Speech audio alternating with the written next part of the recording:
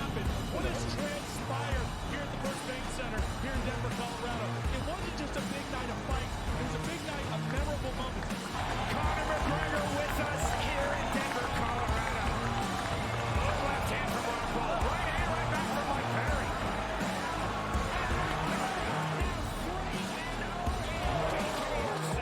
Can I get a face-off with Conor McGregor, man? It's an incredible setup here, incredible matchmaking, incredible storytelling. Oh, you had to come here. All these fighters that step in here, warriors, and all have my respect. And I'm into this game, yeah, we'll be into this, yeah.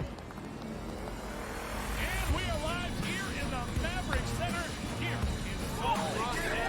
What a night. It is going to be historic indeed for BKFC's 56.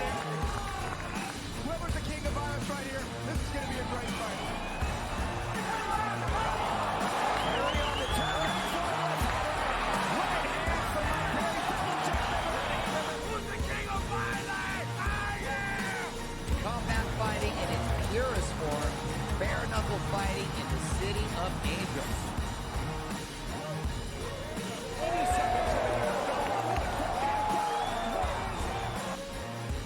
We've got the biggest announcement in the BKFC history we're about to make, so let's make that announcement. What's up, Knucklemania? The notorious Conor McGregor here. Ladies and gentlemen, the huge announcement that I have for you today. Conor McGregor, myself, and McGregor Sports and Entertainment is now an owner of Bare Knuckle Fighting Championship. Welcome to the big leagues. David Feldman, baby, we did it. He's now an owner of BKFC with us, and we're going to take this motherfucking thing all the way to the top.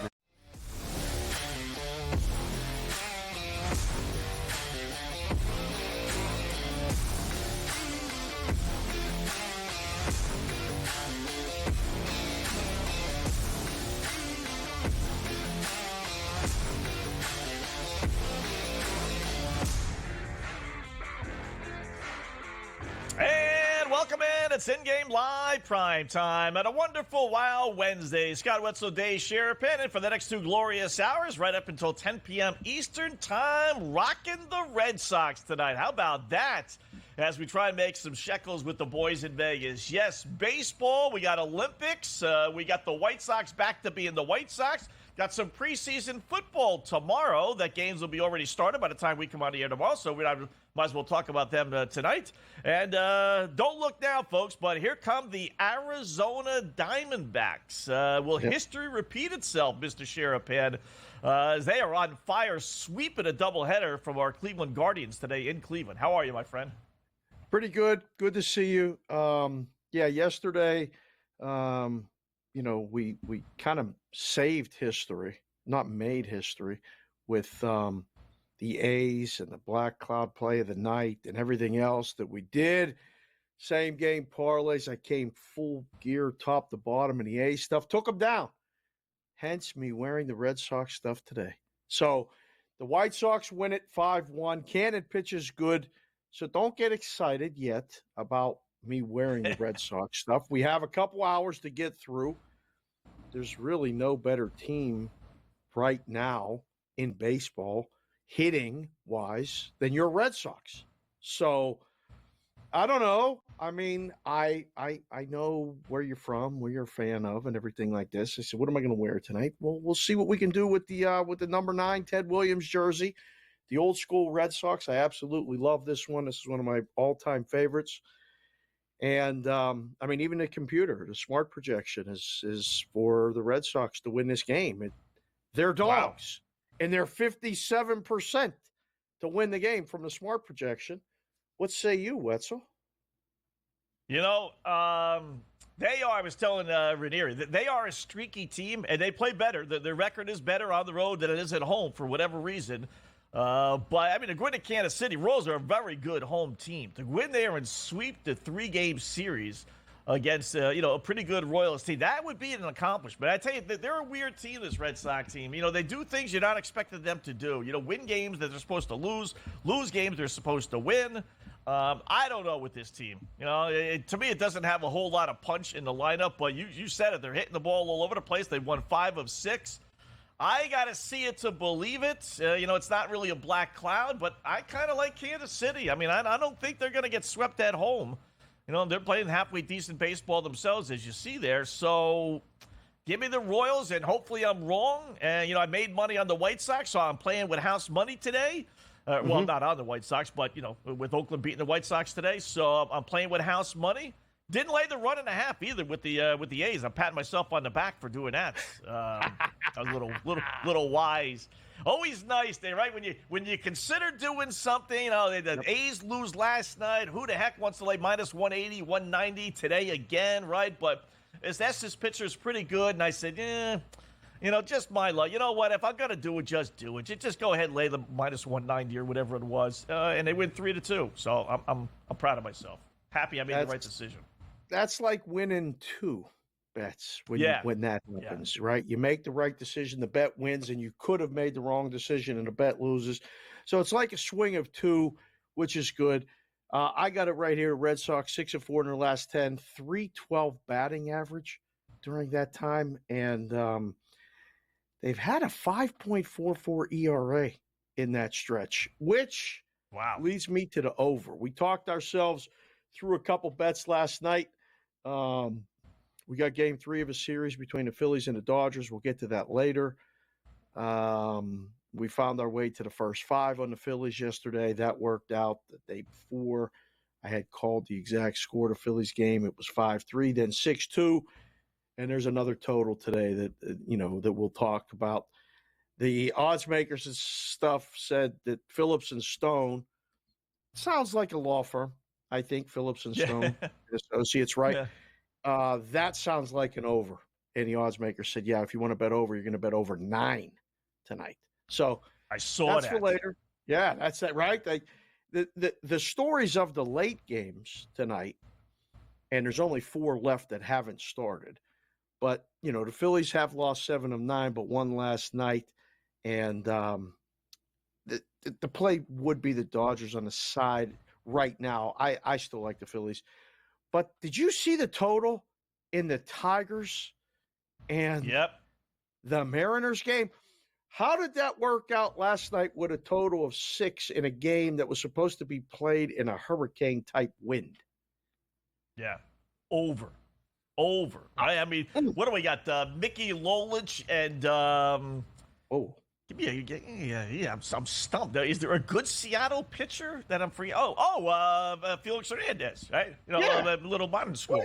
What do we got? Lolich and Felix Hernandez on the hill tonight. 6, Dave. I mean, that's. I know, and it's weird because you see the 9 in the Dodger game, and you don't generally see that kind of disparity between 2 games, 6 and 9. Right. I mean, I tell you, what I like in this game, and I was telling this to Ranieri on Game Time Decisions. I like the Tigers over 2.5. I'm not going to, could Seattle lay an egg, especially against Skubal? Yeah, you know what? He's more than capable, and so are the Mariners. So I'm going to take Seattle out of the equation and say, give me over 2.5. You don't see 2.5 for a team, and it's George Kirby. Good pitcher, nice pitcher, but it's George Kirby, for goodness sakes. So, and again, it's not Felix Hernandez. Give me the time. Tigers have scored 3 runs or more in 17 of their last 23 games. Wow. They'll get 3 tonight. How about that for you? Won't find that anywhere. That's pretty good. I thought if you didn't say Felix Hernandez and you went all the way back to Mickey Lolich, I mean, that's unbelievable. You could have said Mark Fidrich. You could have said Jack Morris. You could have said a couple other ones. I thought you were going to say Mark Langston for the Seattle Mariners. I remember him as an Angel. He's more of an Angel to me. How about Angel or A's? How about Randy Johnson in Seattle? Oh, that would have been okay. That's amateur hour. That's like taking a date out on a Saturday night, and anybody can come up with Randy Johnson. Come on, guys. You got to give me something here. We're trying to impress the audience. Randy Johnson, that's just. I was just thinking of really good Seattle pitchers. So, it's not those guys. It's Skubal and Kirby, but this is a number that screams how bad the lineups have been. So this is not so much on the pitchers. And their stats are right there. I mean, Skubal 12-4, 2.57, the favorite to win a Cy Young, 8-7, for Kirby with a 3.04 ERA, lots of strikeouts, good whips. I mean, there's a lot of things working there, but another game where the smart projection here on SportsGrid has the dog as a higher percentage to win. This might be one of those nights, man, where it's like, okay, I hope you're not laying too much juice tonight, because it sounds like a dog kind of night. Yeah. You're going to be disappointed in me, although it's not looking bad right now. What? I did something. I just, I'm an idiot. I really, sometimes. So I went against one of my better systems. You did not. Although, and now it's kind of paying off a little bit, but only by luck. Yeah, I bet San Francisco and Blake Snell tonight.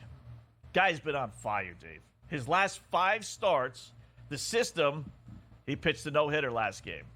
So you bet against him, like we did with Dylan Cease, right? So his last 5 starts, the dude has allowed 2 runs on 8 hits, striking out 41 in like 30 innings. So, I mean, he's been just unbelievable. So he was trailing 3-0. And I was really kicking myself, but San Fran has rallied. They now lead 5-3. So maybe in the end, I did the right thing. Okay. But the system is working because he's not pitching well, which is really, that's the system. Should have bet Washington team total. It's not done yet. We could be here all night. Yeah, I know. Still, I hate myself sometimes.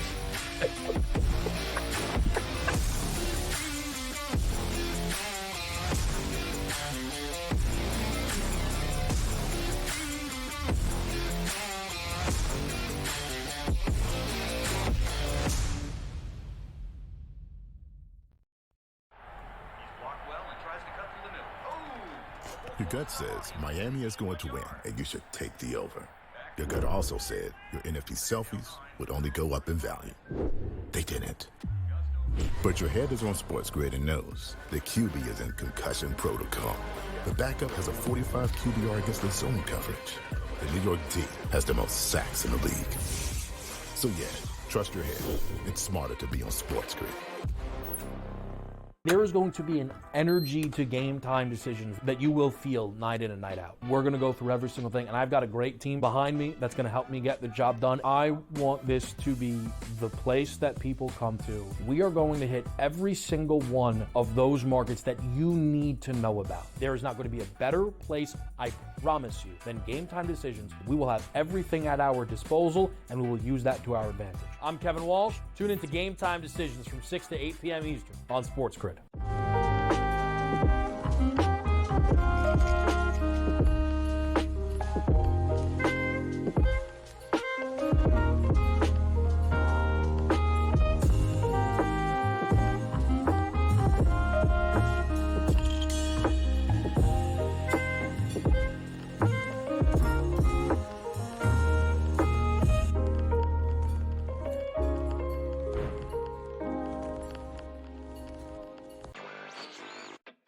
It just goes to show you how special this guy is, and I can't figure out why he doesn't cut through like the Tiger Woods of the world in that kind of dominant fashion in years past. He stepped up to the tee box on the 14th hole, and he was 60-1 to win that golf tournament.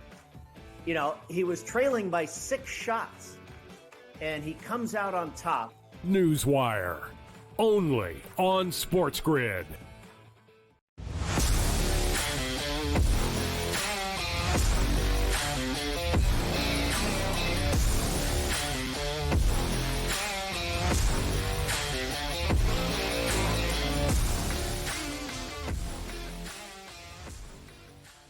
Hey, welcome back In-Game Live, prime time here on the grid. Scott Wetzel and Dave Sharapan until 10 p.m. Eastern time. We'll check out the Olympic stuff as normal. It's all over for our show, so we'll recap it though in a little bit, preview what's going to go on tomorrow. But no major surprises. Women's basketball team ended up winning, so they advanced to the semifinals. So that's good. Didn't cover the spread. Game went over. But nothing crazy from the Olympics today. So back to baseball here, and we'll touch on the preseason football. 2 games tomorrow. Let me ask you, Dave. Check out your knowledge. since you worked the books for many, many, many years here in the States and offshore and everything. Yep. Give me just a preseason football, and I'll give you a couple of other sports. You tell me, generally, obviously, which gets bet more of. So tomorrow's, either one of the games, preseason football or I'm going to start low. So preseason football or the Olympics. In general, the whole Olympics? Yeah. Or yeah. Well, I betting. mean, like let's say Carolina's basketball. playing Let's say New men's England. basketball in the Olympics. Carolina's playing New England tomorrow, right? That's that. Right. I mean, there's going to be minimal handle on that game, but it's still going to be more than the Olympics, but not maybe tomorrow because the Olympic basketball is tomorrow. So it depends what Olympics you're talking about. So we just need a little more specifics. You sound like the guy that comes up to the counter and says, "What are your limits?" And you go, "Well, what do you want to bet?" "Well, I'm just curious what your limits are." And you're like, "Okay, well, do you want to bet like, table tennis, or do you want to bet the NFL?" And, "Well, I want to bet the NFL." "Okay, well, we take 100,000 a game on the side." And they go, "Oh, I wanted to bet the total." And you go, "Oh, well, that's different." So, and then you go, "All right, we take 20 dimes on a total." And they go, "Well, what about the first half total?" "Oh, that's 3 dimes. Like, we could have started with what you wanted to know at the beginning. Instead, we had a whole court case and interrogation. And at the counter or in the book, you just want to take the bet." So it's a good question. It's the first week of preseason, and the first game got rained out and postponed. So I am anticipating there being some interest tomorrow. I just don't think there'll be as much interest in, Carolina and the Patriots versus the Lions and the Giants. Like, the Lions and the Giants will be the biggest handle game tomorrow. I'm looking through some baseball. It's a bit of a light card. Angels-Yankees is later. But, yeah, there's a couple good baseball games. But Lions-Giants is the game tomorrow. There's been fights all week. It's the Giants, right? It's Daniel Jones. I mean, I've been listening to this stuff for 3 days. And Hard Knocks effect. It's all coming together for tomorrow night. That'll be the biggest handle game of the night. All right. How about just in general, not necessarily tomorrow then, preseason football or a decent baseball game? Who gets a bigger handle? Standalone preseason game will get more handle. Really? The baseball fatigue is real. I mean, baseball betting is 5 months in. If you're still betting baseball, you've either outlasted everybody, replenished your bankroll multiple times, or you really love the game and you love to bet it. But the casuals come back for football. Like, they stopped betting baseball probably around Memorial Day or when the White Sox lose, when the White Sox win, right? So they were betting against the White Sox. The White Sox won yesterday. So I'm good. I'll wait till Thursday. So, yeah, preseason football. I mean, NFL rules everything. And then college football has come up to equal it or surpass it. I think it's surpassed it. My last year in a book was 2020. I mean, that was an incredible college football season. And I've seen it only go up. And this year, with all the uncertainty, which would you think would do more handle? College football or NFL football? Well, I would think NFL. Like you said, I think NFL is king. But, you put a Michigan-Ohio State game or, Oklahoma, Texas or Alabama, Georgia, whatever, versus Atlanta versus Carolina, we'll say, then I wouldn't be surprised college football. But college football is still very provincial. That's why I mentioned this on a podcast today. I really believe, Dave, 5 years from now or less, there's going to be no conferences. It's going to be just a model of the NFL. You're going to get maybe 40, maybe 50 teams, because each of these conferences, and I'm amazed it hasn't happened already. The Big Ten, there's 18 teams on the Big Ten, right? Yeah. So would the Big Ten get any, and I mean a dime less money, if Minnesota wasn't in the conference or Indiana wasn't in the conference? Whoa. Or God awful, Whoa. and I loved them. Nebraska wasn't in the conference, right? I mean, you could pick 4 or 5 teams in every conference that the conference could say, we don't need you. Why are we dividing our pie by 18 when we can divide it by 14 or 12? And I really believe that that's what's going to happen. And those 10 teams or so from the 5 major conferences are all going to get together, and they're going to break away. The networks are going to say, okay, that's all we want. We don't want Minnesota. We don't want Indiana. What has Indiana done to help the Big Ten? What has Rutgers done to help the Big Ten, right? Nothing. We don't need those teams. So, wow. I know, but here's the deal. For those that don't live in New York, man, New York carries New Jersey. Uh-oh. New Jersey does not carry New York. Oh, boy. Simple as that. Like, if you're a New York team, every New Jersey outlet will cover you and talk about you in a whole bit. If you're a New Jersey team, New York doesn't care. New York doesn't care about the New Jersey Devils. New York doesn't care about when they were the New Jersey Nets. And New York certainly doesn't care about Rutgers. Those idiots in the Big Ten, they should have gotten Syracuse. That's the team to get, not Rutgers. But, oh, boy. There's a lot to unpack there. That was really there wasn't anyone that I think you didn't just kind of knock out. I got on a roll. You just took away a whole state, multiple franchises in a state. Number of conferences right across the bridge. I'm getting text right now. What's this Wetzel guy talking Minnesota about? governor. At opposite picks right now. At SportsGrid can say you can tweet at us and let us know what you think about Wetzel's rant.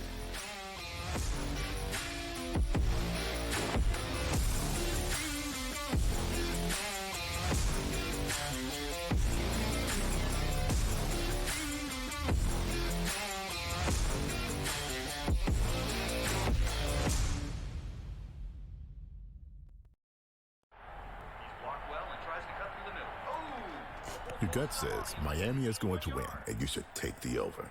Your gut also said your NFT selfies would only go up in value. They didn't. But your head is on SportsGrid and knows the QB is in concussion protocol. The backup has a 45 QBR against the zone coverage. The New York D has the most sacks in the league.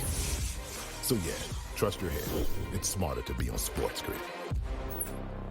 There is going to be an energy to game time decisions that you will feel night in and night out. We're going to go through every single thing, and I've got a great team behind me that's going to help me get the job done. I want this to be the place that people come to. We are going to hit every single one of those markets that you need to know about. There is not going to be a better place, I promise you, than Game Time Decisions. We will have everything at our disposal, and we will use that to our advantage. I'm Kevin Walsh. Tune into Game Time Decisions from 6 to 8 p.m. Eastern on SportsGrid.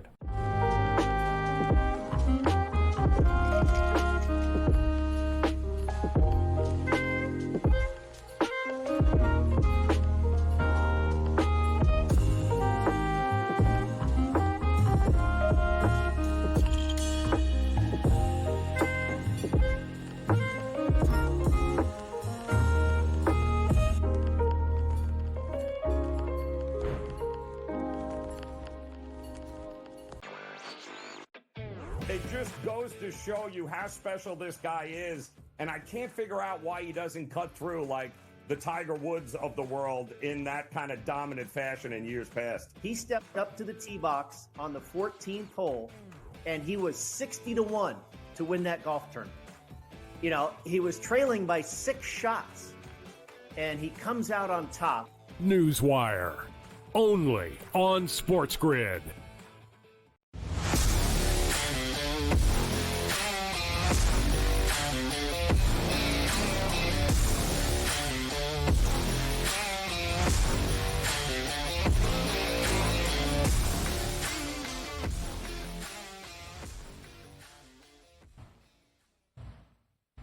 Welcome back, InGame Live, prime time here on the grid, having some fun on a Wednesday evening. Scott Wetzel and Dave Sharapan. So, it's just some thoughts with college football. Football right around the corner for sure, but baseball still taking center stage, including our SGP same game parlay time.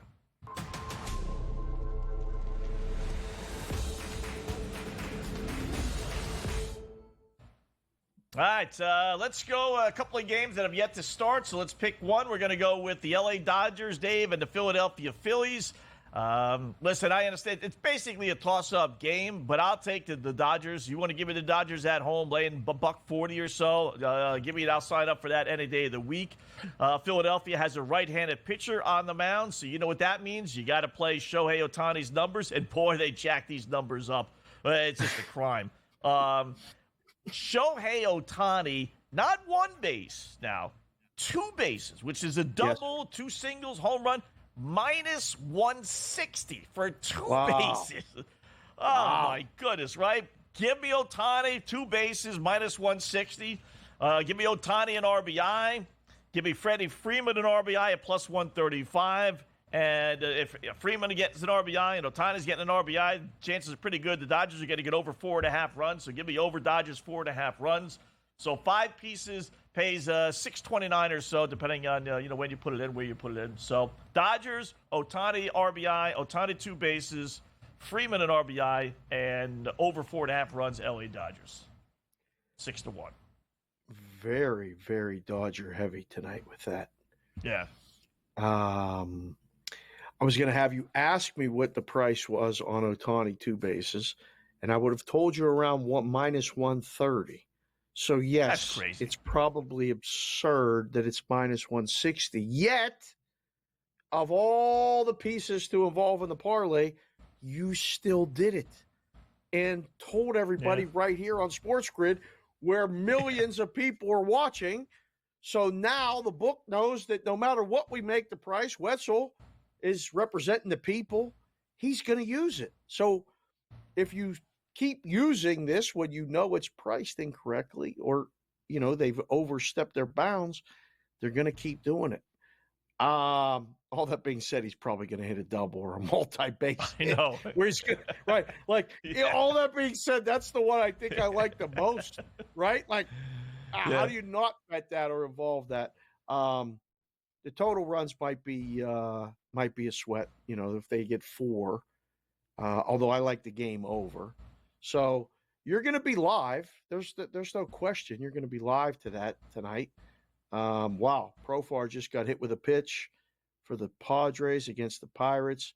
He's down, rolling around on the ground. That's not good for San Diego. That's not good. Yeah, he looks like he might be leaving the game. I mean, it may be taking him right to the locker room. San Diego's beating Pittsburgh 5-4. Sorry, I'm distracted. I'm watching that. Pittsburgh had an early lead, and you just knew that San Diego was going to either tie it or come back, and so far they have. They're up 5-4. Same game parlay. Didn't work out yesterday. Maybe tonight it'll work out, Wetzel, but I'm worried for you, to be perfectly honest. All right. That's okay. As long as it's the Dodgers at home, and they got 2 lefties in Freeman, I wonder what the Dodgers' record is against right-handed pitchers. You would think with Ohtani and Freeman, boy, it's got to be pretty good. I can't wait for Mookie Betts to get back. Hopefully he gets back sometime soon. He's got a good month before the postseason. Like, I don't want the Dodgers to have any more excuses on why they can't win. Kershaw's hurt. This guy is hurt. This guy's not available. Just get the whole team finally, and let's see the real LA Dodgers team. So, Toronto 3-2 over the fading fast Baltimore Orioles. They play top of the 5th inning. Orioles are now, I looked it up. Where do I have it?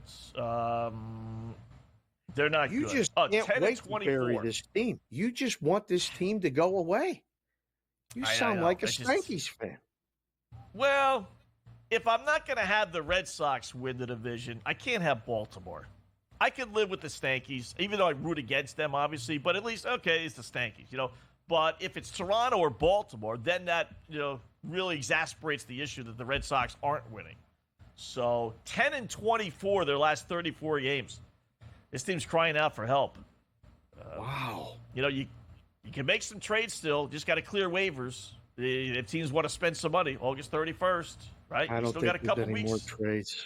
I don't think there's any more trades coming. I don't think so. Yeah. I don't think so either. Question is, if the Angels put Mike Trout on waivers, would anybody claim him? That would be funny. Leave him alone That would tonight. be great.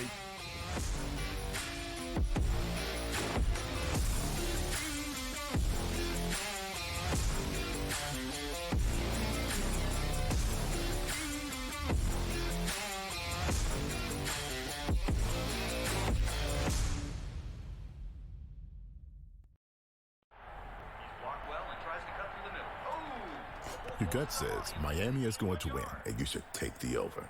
Your gut also said your NFT selfies would only go up in value. They didn't. But your head is on SportsGrid and knows the QB is in concussion protocol.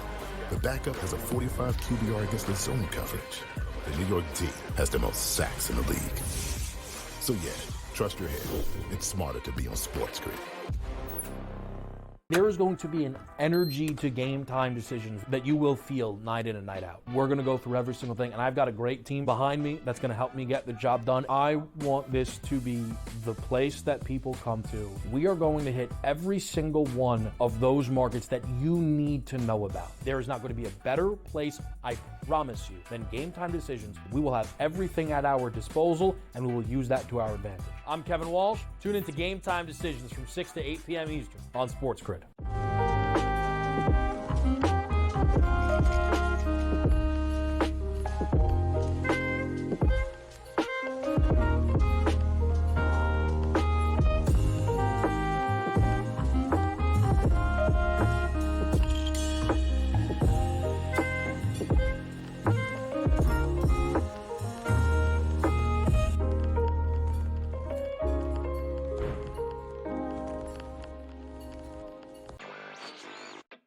It just goes to show you how special this guy is, and I can't figure out why he doesn't cut through like the Tiger Woods of the world in that kind of dominant fashion in years past. He stepped up to the tee box on the 14th hole, and he was 60-1 to win that golf tournament. You know, he was trailing by 6 shots, and he comes out on top. Newswire, only on SportsGrid.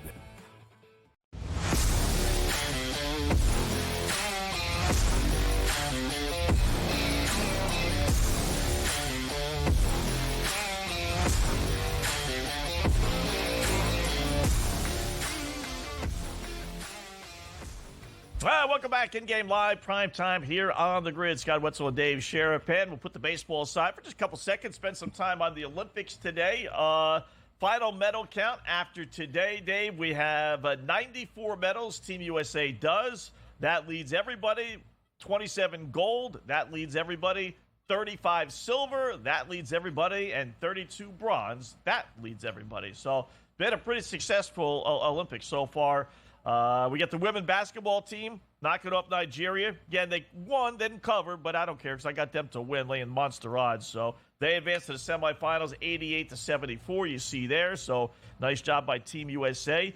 Golf had the first round of the women's golf. American Lilia Vu, VU, is tied for third place, 3 shots back at 2 under par after the first round. How about the bronze in artistic swimming? I have no idea. I did not see the highlights of that. Any idea what artistic swimming is? Is that where you got to wave a flag while you're swimming? Yeah. You got to make a drawing. I was going to refer to you. I don't know. I remember when rhythmic gymnastics came onto the scene. That was a very big deal over here in this house. And I am surprised that no one in this house has even mentioned artistic swimming because I'm sure it's very elegant, and I don't know how you judge it. But are you are you an artistic swimmer yourself? Like, are you a good swimmer? No. In fact, I was reading a story, with Jaws and the speech there by Quint about the USS, and it actually, like, the story in Jaws, someone sent me a thing on it, is almost like verbatim exactly what happened. It's really, his speech there, great speech, right? Great scene, right? So that made me start thinking, like, how long, life and death, not just, like, for fun, challenge a buddy, how long do you think you could tread water? At this point, I think I'd be in trouble after 5 minutes. I really, so no, I'm not a good swimmer. Even though I grew up in a lake community, but wow, yeah. See, no, I loved swimming, and a lot of the off-season training for both baseball, hockey was a lot of swimming, and I love the ocean.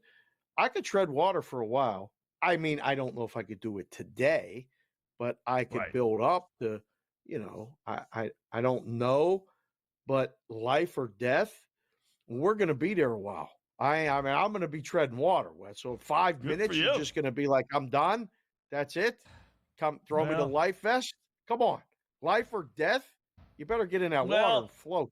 You tread water. If I'm in Let's the go. ocean and there's no hope, like if I was in the ocean and I saw a boat, a half a mile away, then I could.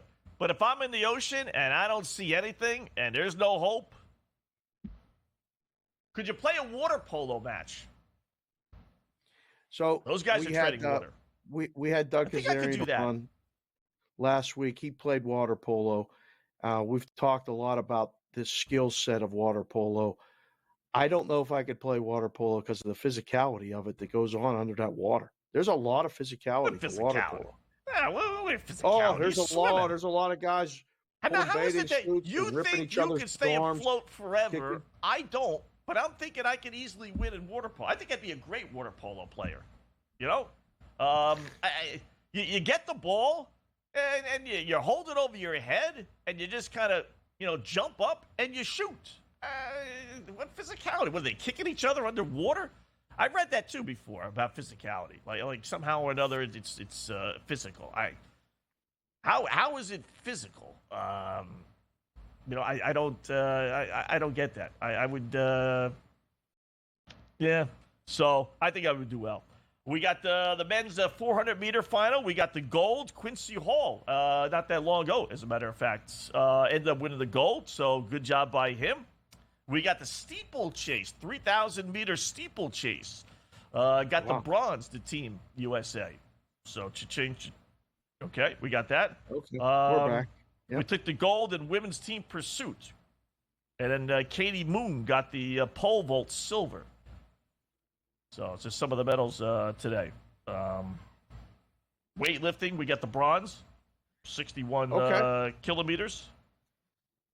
Right. Skateboarding, how about that? We got silver and skateboarding today as well. Yeah. Could you skateboard if you had to do it right now? Well, yeah. Hop on a board and roll? Yeah. Get in one of these events? Flip over? Probably not. But, I mean, we know how athletic you are and how you claim that there are Olympic events that you could actually medal in. We discussed a few of those yesterday. Skateboarding would not be one of them. You would not even last for a second. But, I mean, if I gave you a skateboard and said go down your street, could you get on a skateboard and go down your street at least? Yeah, I could do that if I don't have to make any turns or anything. As long as there's not a car coming in the other direction. If it's just like get on the board and roll. Yeah. Turning, problem. Cars, problem. Little bunnies run across the road, problem. But going straight, not a problem. Not a problem. Do you remember the video game Paperboy? Do you remember the video game Paperboy? Where you drove and you had to deliver the papers and you ride it by.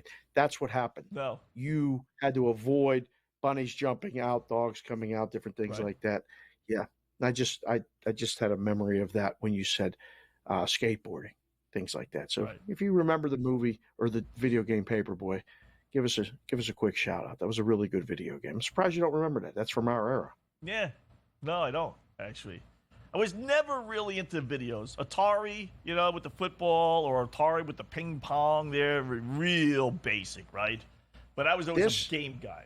Board games. This was an arcade game in the arcades. Did you not spend time in arcades?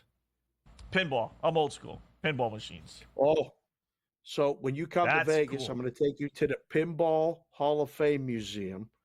They have 100 pinball machines minimum. Video games, original Donkey Kong, Space Invader, Asteroid, Defender, all of them. It's fantastic. 100% I'll take you. You'll love it. I'm a pinball guy too. But we're on the Olympics. So we got to stay on track here. Do you remember the game Track and Field? Do you remember with the roller ball and you had to run fast and do the long jump and the pole vault and all that other stuff? Sure. You remember that? All those old school things? Oh. Yeah. Right? Yeah. That's Olympic stuff. Right. Yeah.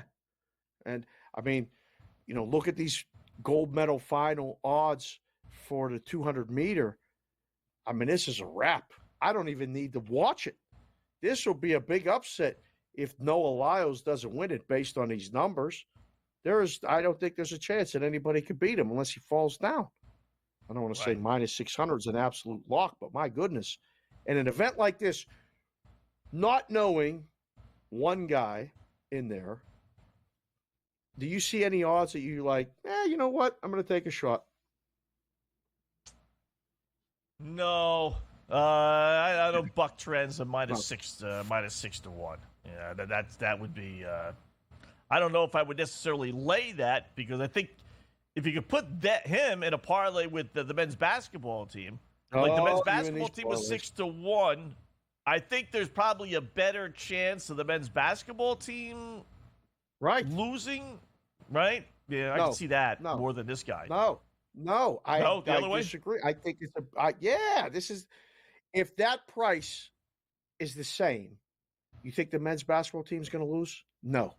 That's why I don't think this guy's going to lose. That's how you do it with prices in a book. Right. You don't have to necessarily know the sport, know the prices.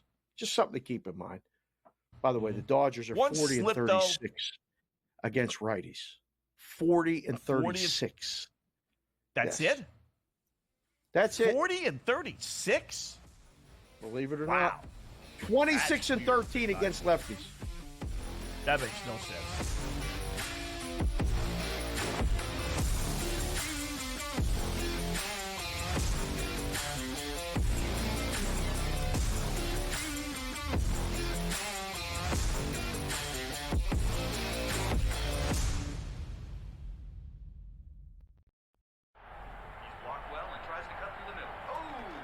Your gut says Miami is going to win, and you should take the over.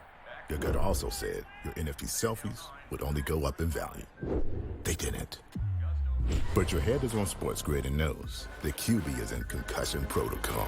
The backup has a 45 QBR against the zone coverage. The New York D has the most sacks in the league. So yeah, trust your head. It's smarter to be on SportsGrid. There is going to be an energy to game time decisions that you will feel night in and night out. We're going to go through every single thing, and I've got a great team behind me that's going to help me get the job done. I want this to be the place that people come to. We are going to hit every single one of those markets that you need to know about. There is not going to be a better place, I promise you, than Game Time Decisions. We will have everything at our disposal, and we will use that to our advantage. I'm Kevin Walsh. Tune into Game Time Decisions from 6 to 8 p.m. Eastern on SportsGrid.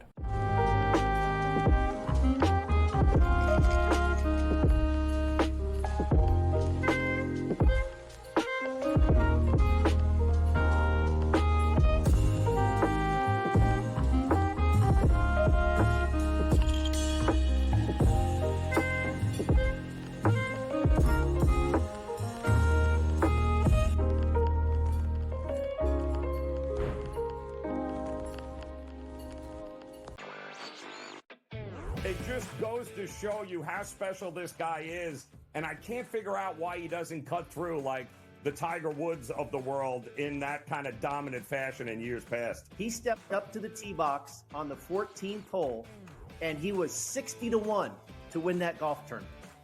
You know, he was trailing by 6 shots, and he comes out on top. Newswire, only on SportsGrid.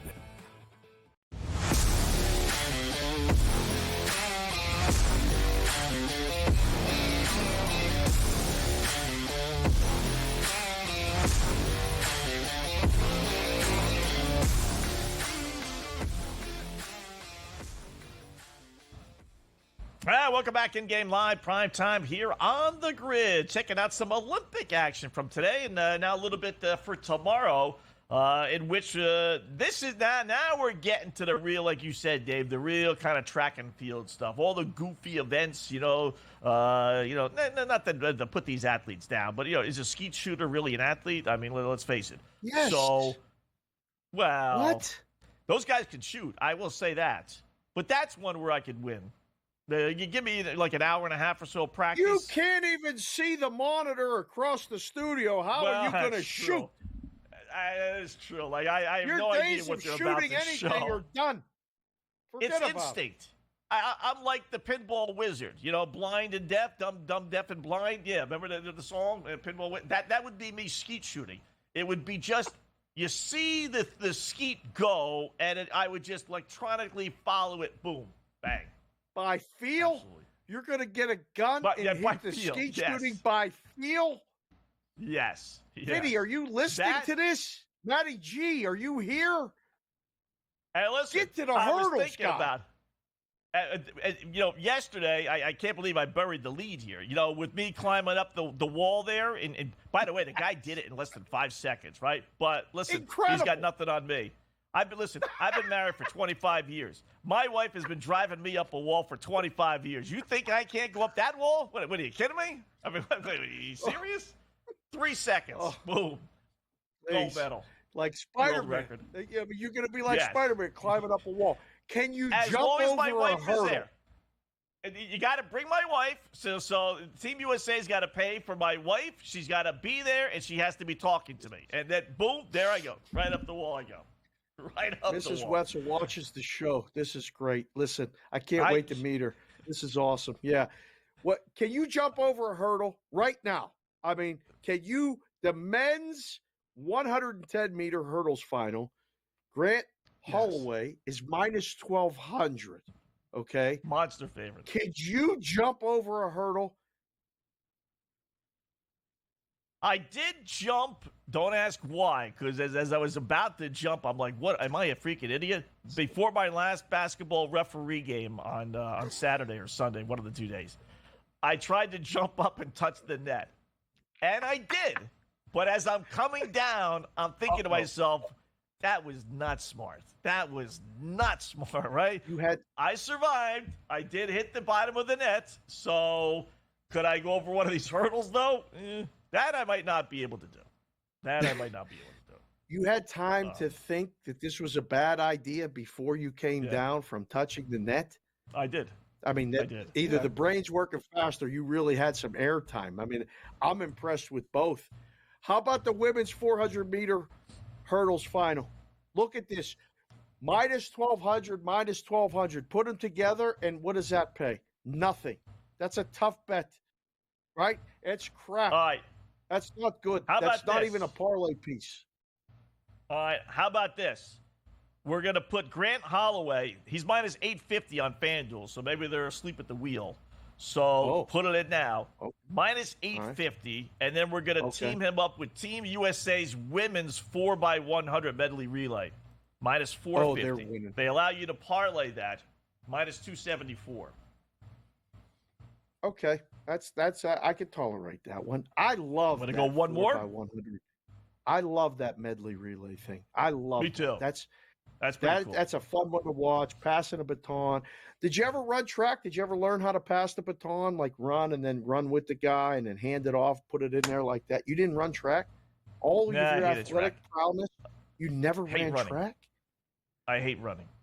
To this day, I hate You officiate basketball. It bores me to tears. Well, that's a little different. That's on a court. That's running. Dunking and everything. But just running for the sake of running, no. That always bored me. I'm shocked. There's nothing more than I love than a nice, quiet run. Really? Put on some music. Oh, it's relaxing. I used to do. I mean, listen, you had to make your legs work to be able to skate and play hockey. And I was a pitcher, so all we did was run. Back in the day when we were young, pitchers just ran. All you did was run sprints, and then you ran laps, and then you ran hills, and you ran all this other stuff. So, yeah, I learned to like to run. The Pirates just went ahead 6-5. Sorry, dropped some baseball in there. Let's go, Bucks! There you go. All right, I'm going to do one more. I'm going to throw in Sydney McLaughlin, minus 430 USA in the 400 meters hurdles. I do like the hurdles. Okay. I like that. See, again, that's old school track and field. That's what the Olympics really should be. Just throw in some more of these hurdles and triathlons and everything else. That's kind of cool. So she's a monster favorite. So 3 monster favorites: Holloway to win the men's 110 meters, Okay. 4 by 100 meter relay for the women, Okay. and then McLaughlin for the women 400 meter hurdles. Minus 154. They're all 850, 450, minus 480. So not quite even what's bet. that parlay You pay? still got to lay some What's that odds, pay? but minus 154. You got that thing all the way down to minus 154. Yeah. It's actually not too bad. Yeah. Yeah. What they should do, FanDuel, take note, is they should offer, if you're going to have this big of a favorite, they should make a separate bet. In this case, we'll say Grant Holloway, right? 850 or the field. If you want to pick an underdog, then at least, give me the whole field versus one guy. If you don't think Holloway's going to win at minus 850, 450 That's not as a well. bad idea. That's Right? that, Give me the okay. So field. that's not a bad idea, but you can't do both because you're only going to take bets in one of the markets. You're only, you're going to, if you offer the 850 field, someone may have an inside track on one of those 45-1 shots, and they're only going to get minus 850, comes back probably minus, in today's world, it's probably plus 450. So you cost average the price down. That's the detriment of doing that. For ease of use and interest, it's not a bad idea. It's taken under advisement. We'll send it to the advisory board. Thank you, Mr. Wetzel. We'll send you your check for your consulting fee. We'll work on that. Please do. Please do. Quick break, then we'll come back, do some baseball, and I'm going to get Dave's thoughts on what DraftKings is now doing, which is not good.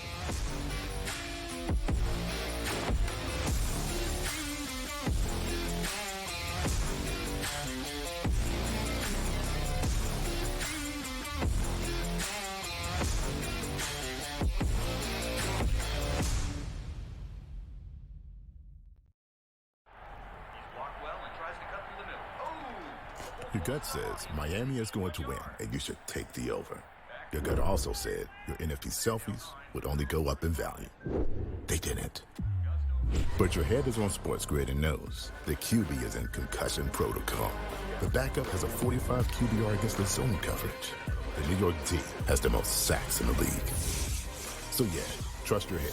It's smarter to be on SportsGrid.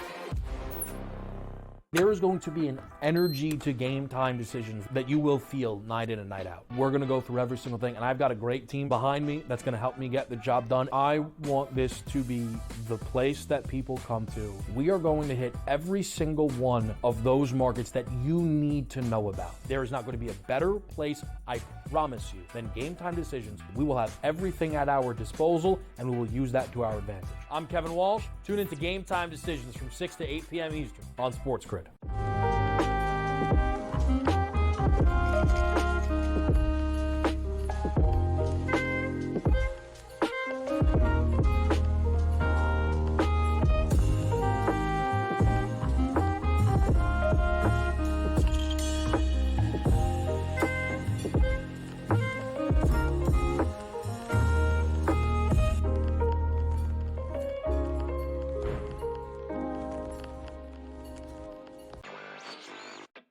It just goes to show you how special this guy is, and I can't figure out why he doesn't cut through like the Tiger Woods of the world in that kind of dominant fashion in years past. He stepped up to the tee box on the 14th hole, and he was 60-1 to win that golf tournament.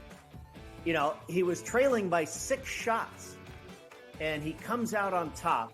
Newswire, only on SportsGrid.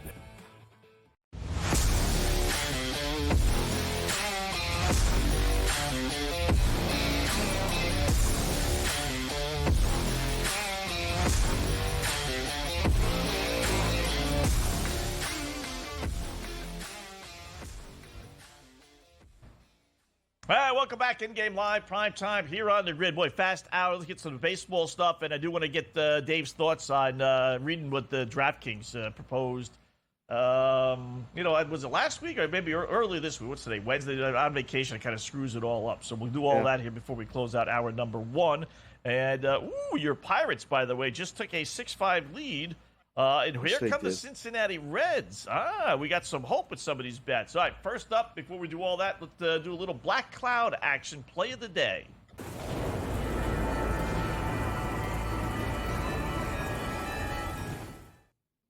All right. Realistically, this really would have been, the Oakland A's this afternoon, but obviously the game is over, so we had to pick another one. And let's go to that Seattle-Detroit game that Dave and I talked about.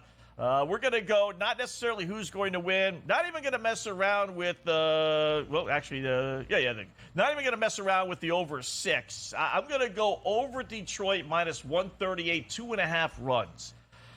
Tigers have scored 3 runs, which is what we need, in 17 of their last 23 games, 17-6.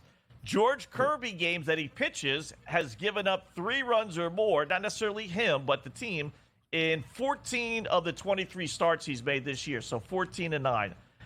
3 runs is not a lot. It's George Kirby, as we talked about before. It's not Felix Hernandez. It's not Randy Johnson. It's not Mr. Magoo, but it is George Kirby. So that said, over 2.5 runs, Detroit Tigers. Play of the day. Double your bet. Okay. Well, the Black Cloud and Cam came on yesterday. Cam will be on in the second hour in his usual time slot. He warned us with taking the A's yesterday as the Black Cloud play tonight. I'll just give you this right here. I got the last 10 stats for the Tigers. They're 3-7. They have a 201 batting average, and they've been outscored by 26 runs. Take that for whatever it's worth. I just want to prepare you for the train ride home because you'll be watching this game and you'll probably be in the 5th inning wondering when the Tigers are going to score. You might have to this is going to have to be the bullpen. I think you're going to need the bullpen for the Mariners to give up a run, a long fly ball that goes over the wall, all of the above. Fully expect Kirby to get through 5, giving up less than this 2.5. So good luck, Scott. This one might be one of those ones where we're going, geez, what did we do this for? Do you ever question that when you do the Black Cloud? Do you ever go and just look at it and go, how did I end up on this? Yeah. Oh, yeah. And sometimes, with our show, unfortunately, we go on at 8, so a lot of the games are already underway, so obviously we can't use that. So sometimes, I kind of pick at games that maybe I wouldn't normally look at. But, there wasn't much. I really didn't love L.A. or over. I thought about the strikeout total with Scooble, but it was 7.5. And as much as I think he's going to get it, I didn't want to go 8. 8's a lot. And it was juice. It was like minus 150. If it was 7.5 straight, I probably would have. So, there's certain times. But I do like 3 runs. The best thing about this bet, Dave, is you're never out of it. I mean, even if they're being shut out in the 7th inning, 3 runs, you get that in 1 inning. So I'm hoping anything before the 6th, boom, there you go, is a bonus. No, staying alive is good. That's right now, that's what the Pirates are doing, 6-5. What do we got? Through 6 innings, that's good. We'll talk about more of that in the next hour. Mets and Rockies tied 1-1, bottom of the 1st. The Red Sox continue to lead. The Royals 3-2, bottom of 3rd. I'm looking at this going, boy, this team is really rolling right now. Cardinals up 3-1 over the Rays. What happened to the Stankies tonight? They're down 8-1 in the 4th? That's a wrap, right? That's over. That's the second game, a doubleheader. They won big earlier today. You know what was weird? I don't know if you noticed this line. And once again, boys in Vegas, can't get anything by them. Atlanta, Milwaukee over-under today was 8 with Chris Sale and Peralta on the hill. Atlanta's best pitcher and right? 4-3, bottom of the 5th. Sale's out of the game. 10 strikeouts. Got a strikeout total.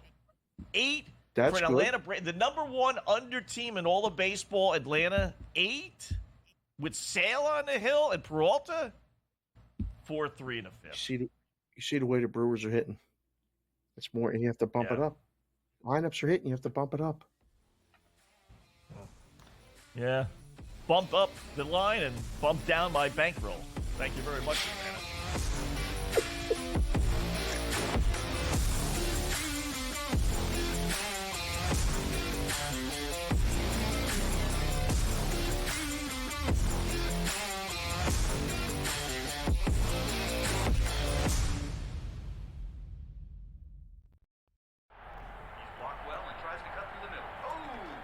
Your gut says Miami is going to win, and you should take the over. Your gut also said your NFT selfies would only go up in value. They didn't. But your head is on SportsGrid and knows the QB is in concussion protocol.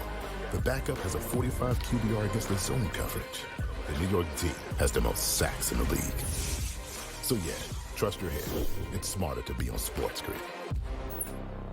There is going to be an energy to game time decisions that you will feel night in and night out. We're going to go through every single thing, and I've got a great team behind me that's going to help me get the job done. I want this to be the place that people come to. We are going to hit every single one of those markets that you need to know about. There is not going to be a better place, I promise you, than Game Time Decisions. We will have everything at our disposal, and we will use that to our advantage. I'm Kevin Walsh. Tune into Game Time Decisions from 6 to 8 p.m. Eastern on SportsGrid.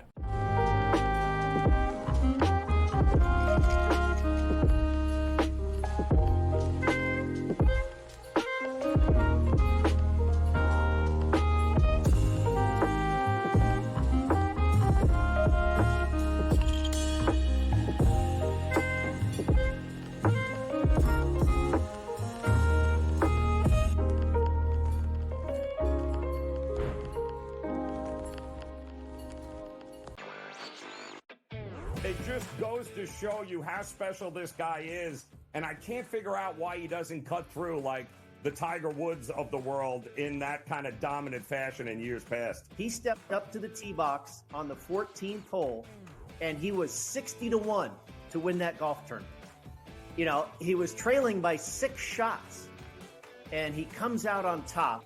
Newswire, only on SportsGrid.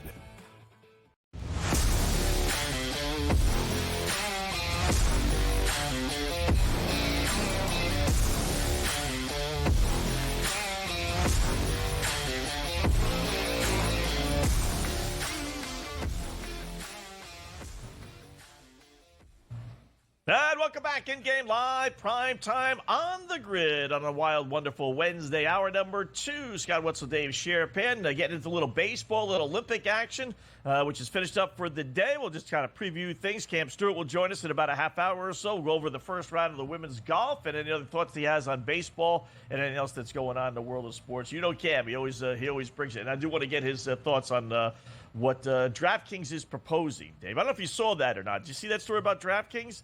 They want to take 4% of your profits out in the major markets, you know, like New York, the states in which they are paying the most to be alive, in essence. You know, it's hard enough to win. They want to take 4% of your profits. And the reasoning is, which I think is hysterical, is, well, that 4% means a lot more to me than it does you. And I'm like, really? Really? I mean, that's basically what they said. You know, that's going to help them balance their budget because of all the expenses they have and how much they're giving back to the states. So they had the goal to say, well, the 4% is nothing for you guys. What's 4%? But it means a whole lot to us. You know, listen, 4% is 4%. It's hard enough to get a win, let alone you take it. So if you make a $100 bet and you win, they want to give you $96. That's and they're hoping that all the other major ones, FanDuel, BetMGM, fall in line and do the same thing. This way, that if everybody does it, they'll be able to continue doing it. What else are you going to do, right? You call your local Louis DeLip. So, getting tough. Yeah. They're making it tough, I tell you. It's there's a lot of legal posturing going on, and it's never, in my opinion, it's never going to happen. But it was a warning shot across the bow. A move by DraftKings to let the states know and the legislators know that if you continue to say that we're going to be at a 15% tax rate and then double it or almost triple it in states like they did with Illinois, went from 15 to 40, we're going to pass it on to the consumer in the form of a surcharge. And only when you win, for people that lose, you won't pay it. But it's been a real topic of discussion here in Vegas this week at this Bet Bash convention. Matt and I had a couple people on the show to discuss it. I was made aware of it when I was listening to the earnings call. When he said it, I couldn't believe it. I was texting with people going, man, I mean, sometimes you got to read the room. And I don't know if now's the time to be telling people you're going to pass on a possible tax hike to the consumer in the form of a surcharge, but only on winning tickets. A lot of people are saying it's a way to get rid of really smarter players because they won't play there. If not everyone is doing it, that will reduce handle at whomever is doing it and increase handle at another place if the juice is the same. Price conscious becomes very important to people after they're educated. And at one point they said, well, if we have the best software and the best app, it won't matter. They'll be happy to pay the surcharge. There's people that pay baggage fees to fly on airplanes. There's people that pay resort fees to stay at hotels in places. As long as you keep doing it, you just said you didn't thought that minus 160 on Ohtani to get 2 bases tonight was way too high, and you put it in the same game parlay. So I don't know if there's going to be enough pushback by the consumer for them to not consider it. But I just don't think to announce they're going to do it January 1st in the 4 biggest tax liability states for the books, I think it's a lot of let's throw up a weather balloon and see who comes with us. I don't think there's another book on planet Earth in illegal jurisdictions is going to say, you know what, they're onto something with that. That's a good idea. Let's do that too. I don't think it's going to happen. Let's hope not, because that's opening. You talk about opening up the Pandora's box. I mean, that is as good of an example of that expression as you'll ever get. Because if you think that they get 4% approved and the public says, okay, if you don't think that's going to go to 5, 6, 7, up to 10, go to your local post office and try buying a stamp. I remember the days of 15-cent stamps. Now it's up to 70. It's almost 70 cents to buy a stamp. Why? Because they just keep on inching it up. Every couple of months, it's 2 or 3 cents more. It is going to go up. So, listen, these casinos, these online books, I mean, they were idiots, but they are creating this because they agree. Here in New York, Dave, they're giving 50% of the gross back to the state. I don't know any business alive that could survive giving 50% of your gross, let alone your profit. So, well, one thing about, with the Ohtani thing, at least I have the choice to say, no, I'm not going to put the Ohtani line in there. The line's too high. Correct. You don't have this choice. It's Nope. You know what? You win. Sorry. I mean, what are VIGs for? Isn't that what the VIG is for?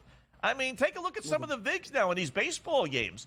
It used to be, lay minus 120 on the favorite and, get back plus 110. I'll really date myself on the underdog. And then they lowered it to even money. Now you get 30, 40-cent VIGs on some of these games. I mean, but that's what that's supposed to be for, no? It is, but at the same time, just like the baggage fees, the resort fees, the tax liability for that is different.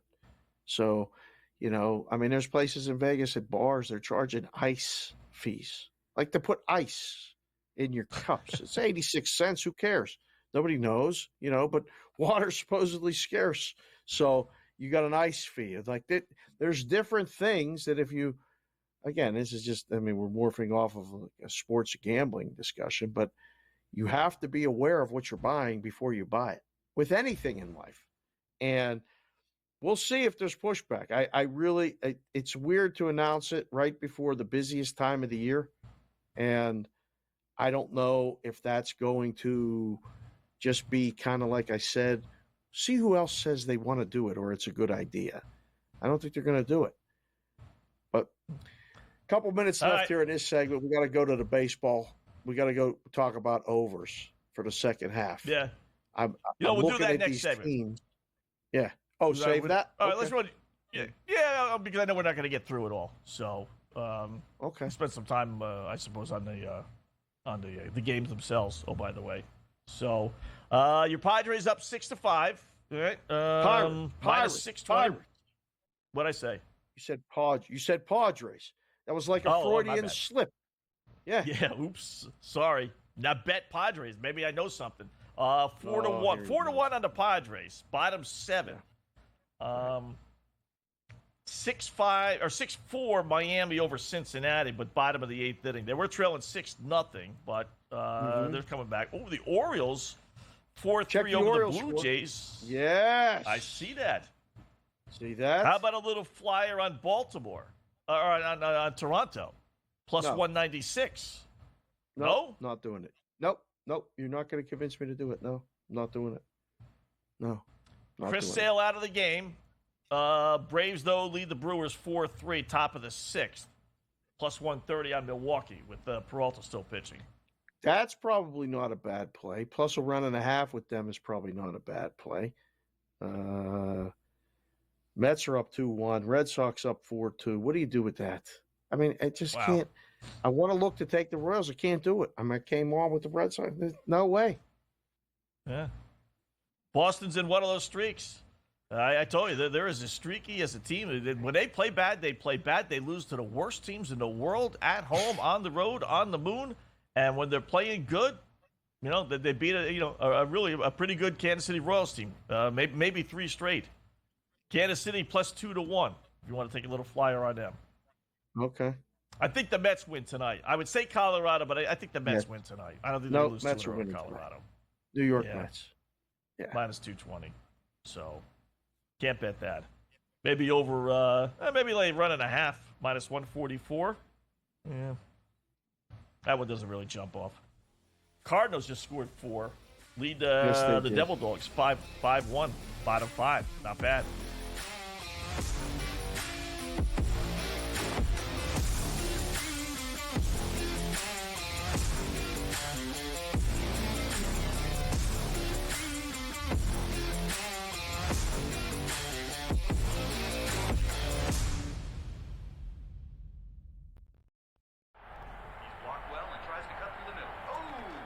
Your gut says Miami is going to win, and you should take the over. Your gut also said your NFT selfies would only go up in value. They didn't. But your head is on SportsGrid and knows the QB is in concussion protocol. The backup has a 45 QBR against the zone coverage. The New York team has the most sacks in the league. So yeah, trust your head. It's smarter to be on SportsGrid. There is going to be an energy to game time decisions that you will feel night in and night out. We're going to go through every single thing, and I've got a great team behind me that's going to help me get the job done. I want this to be the place that people come to. We are going to hit every single one of those markets that you need to know about. There is not going to be a better place, I promise you, than Game Time Decisions. We will have everything at our disposal, and we will use that to our advantage. I'm Kevin Walsh. Tune into Game Time Decisions from 6 to 8 p.m. Eastern on SportsGrid.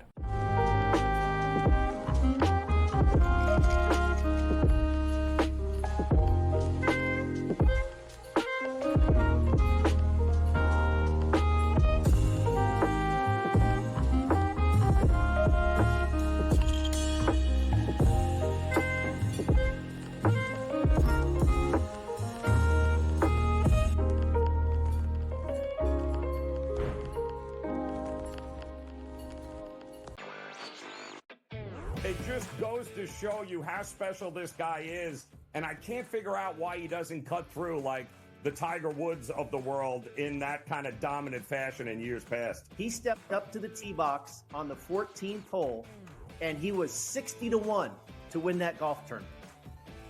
He was trailing by 6 shots, and he comes out on top. Newswire, only on SportsGrid.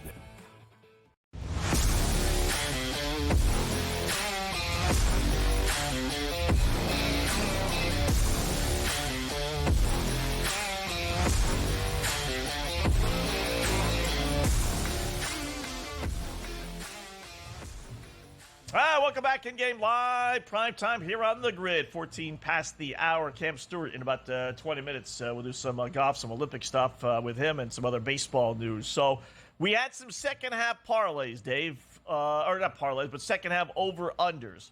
And, overall, okay. We should have been on Arizona, by the way, which took a doubleheader from our Cleveland Guardians. Arizona 18-5 their last 23 games, including 14-4 since the All-Star break. They didn't really kind of turn it on last year until September, from what I remember. Got themselves into the playoffs, and we all know, make the World Series. But it's kind of like this Diamondback team is a pretty darn good team. They're finally kind of putting it all together. 10 games over 500. My over-under from them at the beginning of the season is clearly back alive on them. But they didn't help our cause by beating the Guardians twice today. No. This is, I want to say they're playing their best baseball of the season right now. I got to really watch all 3 games over the last weekend with the Pirates, and came away with they have multiple guys in a lineup that can hurt you. Jock Peterson is getting hot again. He's hitting clutch homers. The bullpen roles have been defined, and the starters can hand the ball over after 5, let alone 6, and get to the end of the game. They shorten the game. I mean, there was a bunch of short innings that I've seen all week from them. This is a gigantic series coming up for the Diamondbacks. They go home and have a 4-gamer against the Phillies starting tomorrow. So, again, we're going to find out about a bunch of teams this week. There's a lot of good weekend series coming up. There's a lot of good baseball in the next 10 days between the teams in contention. Right. Some good series. They worked out well this weekend. This has been a good week of baseball. Seattle and Philadelphia, the Dodgers, and everything else. So our second half overs, again, not helped out today by Cleveland, but they're 9-11 are the I was going to say Indians, the Guardians since the All-Star break. So they need to go 25-22 now after today's 2 losses. So we'll update that. So, still right there. I mean, they lost a bunch of games I didn't think they would lose. So 22-25 rest of the way, we get our 92 wins. Confident in that one? I think so. I'm a big fan of them. Yeah. So I want 25-24, 1 game over 500. 25-22 after the 2 losses today. Yeah. Okay. So, all right. I still feel better about that over than I do not. Yes. Okay. Milwaukee, 8-7 so far since the break. Brewers need to go 26-23. They're 14 games over 500 right now. I'm pretty confident in that one. That one could be a lot closer though. Like they're not going to go much over that, right? Yeah, they're not going to go much over that. If they go over it, I mean, we might be over by 1 or 2. They win 90, I think, tops, right? So maybe 91 games. That's going to get interesting. Good thing about them is they're going to need to win. Like I think the Cardinals aren't going to go anywhere. So they're always they're not going to take the foot off the pedal. I don't think. So, no. Speaking of the Cardinals, 8-10 since the break. A little disappointed in that. I do like them, so they need to go 25-21 now the rest of the way. They've given back a couple of games, still basically 500 baseball. I think they make that. I don't know. That's the Central teams have me kind of stymied because again I'm rooting for the Pirates to come and catch them both. So I kind of selfishly want to see the Cardinals come back to the pack a little bit. So yes, that's the bet, but I don't know. That one I really think could go under. All right. Texas, this is a loser. This is our one real loser. 8-12 or 8-11 now since the All-Star break. They would need to go 28-17 the rest of the way in order to go over. It's possible, but they obviously need to turn it around. So that one's probably not dead, but not looking good. It's possible, as possible as you competing in the pole vault or something like that. Like it's possible, but it wouldn't look good, and it's highly unlikely. You know what I'm saying? Yeah. Right. This one's trouble. This one is trouble. Have you ever held a pole vault? While it's on my mind, have you ever held one of those things? I don't think so. Maybe in high school. You would know if you would have. It's heavy. It's heavy, right? Yeah. I don't know how they do that. That's pretty impressive for them to be able to fly over the thing there like that. 10, 17 feet in the air, whatever it is, the guys that are like really, really, really good. Yeah. You got to be strong, right? People don't realize how strong you got to be. So, Mets. Now we get to 3, I think, winners. Mets, they're 10-8 since the break. Not bad. They need to go 21-23 in order to go over. We have the under. I don't think they're going to go 21-23. I think that one's going to hit. Bunch of road games still. I still like the under on that one. Be smirching the Mets right now? I think the Mets go over that number easy. Nah, they got a lot of road games. A lot of road games left. They're coming back to the pack a little bit. They lost 3 of 4. I don't know. They better win tonight. Put a fork in if they lose tonight. They're done. They're done if they lose tonight. One game. This is one of our sure winners, Philadelphia. This was one of my absolute best bets out of all these. Them in Cleveland. They're 5-12 since the break. They would need to go 34-12 in order to go over. That's not happening. We're on the under. That's not happening. I think that one's good. I like that one the best so far. Okay. Yeah. And Seattle 7-9 since the break. They would need to go 27-16. That's not happening. In order for them to go over. That's not happening. So that's a win. That's not happening. So right. I think we got 2 absolutes in Philadelphia, Seattle. One probably not in Texas. Yeah. Yeah, well. What do you mean? Don't use that word. That's like saying lock. I was not going to. I can't believe you said that word. I was going to say the L word. You actually said that. Why don't you touch the Stanley Cup, for goodness sake?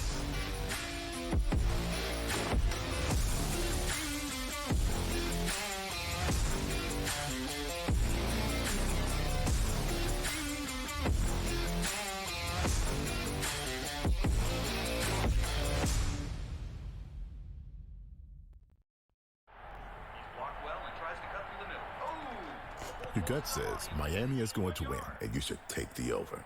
Your gut also said your NFT selfies would only go up in value. They didn't. But your head is on SportsGrid and knows the QB is in concussion protocol. The backup has a 45 QBR against the zone coverage. The New York D has the most sacks in the league. So yeah, trust your head. It's smarter to be on SportsGrid. There is going to be an energy to game time decisions that you will feel night in and night out. We're going to go through every single thing, and I've got a great team behind me that's going to help me get the job done. I want this to be the place that people come to. We are going to hit every single one of those markets that you need to know about. There is not going to be a better place, I promise you, than Game Time Decisions. We will have everything at our disposal, and we will use that to our advantage. I'm Kevin Walsh. Tune into Game Time Decisions from 6 to 8 p.m. Eastern on SportsGrid.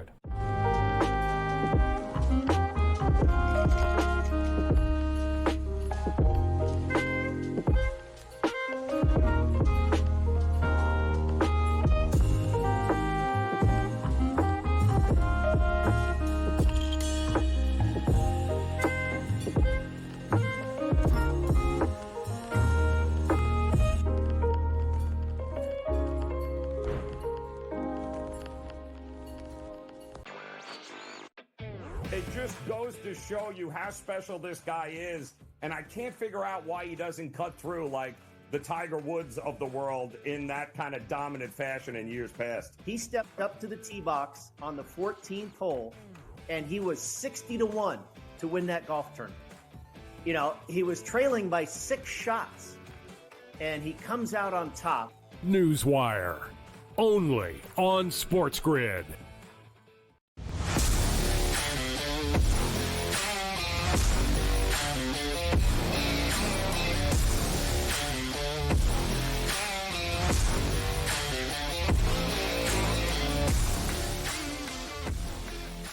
Welcome back InGame Live, prime time here on the grid. Another winner for Sharapan as he concurred when I threw out there maybe a little flyer on the Milwaukee Brewers. What happens? Brewers put not 1, not 2, but 3 on the board and turn a 4-3 deficit into a 6-4 lead. Game goes over, and they got the bases loaded, Dave. So, oh boy, I knew that 8 had written all over it. I fell for it. I fell for it, but 6-4 Milwaukee. 13.5 is now the number, and I'd grab the Braves plus 330, but I wouldn't do that. See, this is one of those in-game, like, I would wait. Normally, like, you need to hop on the number while it's still there, but bases loaded. You put a bet in on Atlanta right now, and Milwaukee follows up with a single, and all of a sudden you got a 4-run, 5-run game. Don't, they throw away your bet. So I'll risk taking less money on Atlanta and not bet that right now. So Okay. 4-3 Red Sox. Yep. Why'd you like Boston today, by the way? The way I looked at the offensive numbers and just went, this is that stretch where winners bet on streaks. I don't know if you've heard this before, but winners bet on streaks and losers bet against streaks. And the Boston Red Sox have won 3 in a row. A very wise man once said that and continues to say it. And I went, well, this is the Red Sox streak. They're going to get the sweep. They're going to finish this out. That's all. It wasn't anything too deep. It was just I like the over. So I've told you this in the past for a lot of years. I can be talked into the road team when I like the over, or I'm looking to take the home team if I like the under. So that was the whole thought process. I was all over the Red Sox today. Why is that? Extra at bat for the road team? Yeah, a lot of times when it's just one of those things, and again, a lot of the stuff that I learned on the job from old gamblers, old bookies, just talking. I don't know if the numbers and the math could back it all up, but this guy used to correlate the parlay. So if he liked the road team, he would just put it with the total over, and if he liked the home team and he had an interest in the total, he would defer to the under. He would never think about it.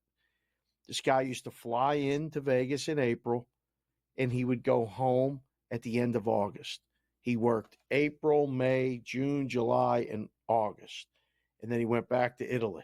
He didn't bet football. He didn't bet basketball. He bet baseball. And he had enough to live for the other 7 months.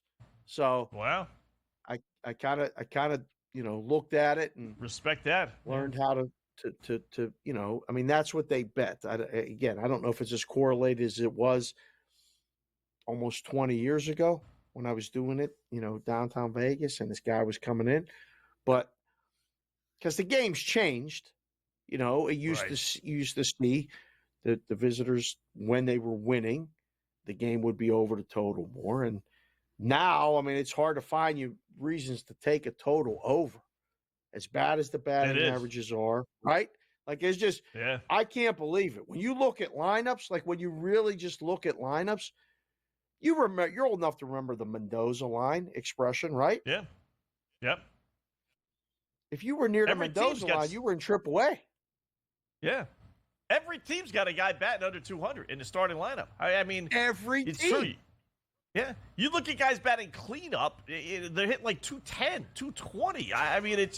It's amazing. It's like, holy fudge. Yeah. But it's the home runs, and some of these teams aren't even hitting home runs. They just don't hit. I'm surprised we don't have more no-hitters than what we have this year. What do we got, like 4, I think it is, 4 or 5? Did you see when you yesterday? Did you see Framber? Guy. 8 2/3, and he hangs a curveball, one of those old school expression cement mixers, just rolling up there. Corey Seager hits it out over the fence, and he loses a no-hitter, loses a shutout, and gets taken out of the game. 8 2/3. Yeah, doesn't even get a complete. Lose game. The complete game. All in one swing. Yeah, done. You know what happened? What really screwed him was he walked the preceding guy. So he walks the first guy. Next guy hits into a double play, and then he walks Smith, who's hitting like 240 with Seager coming up in a 4-0 game, Dave. Groove it. What do? You don't want to face Seager? Nope. That was the That's a tough one. Yeah.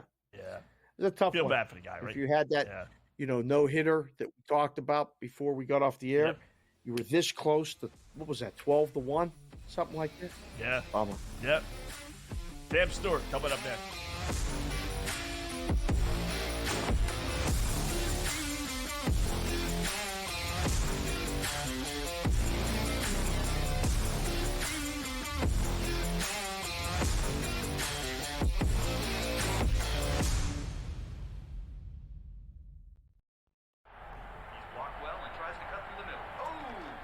Your gut says Miami is going to win, and you should take the over.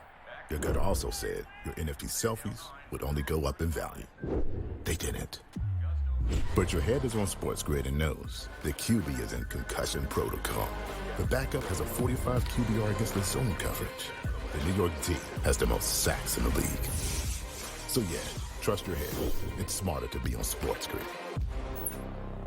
There is going to be an energy to game time decisions that you will feel night in and night out. We're going to go through every single thing, and I've got a great team behind me that's going to help me get the job done. I want this to be the place that people come to. We are going to hit every single one of those markets that you need to know about. There is not going to be a better place, I promise you, than Game Time Decisions. We will have everything at our disposal, and we will use that to our advantage. I'm Kevin Walsh. Tune into Game Time Decisions from 6 to 8 p.m. Eastern on SportsGrid.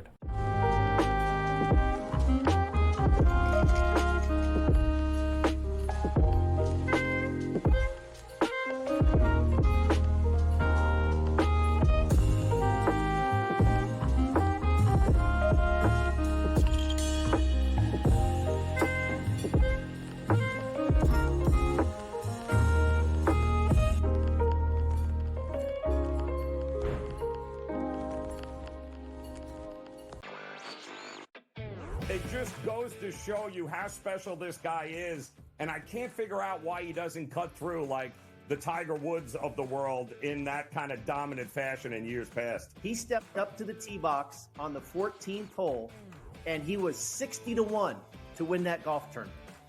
You know, he was trailing by 6 shots, and he comes out on top. Newswire, only on SportsGrid.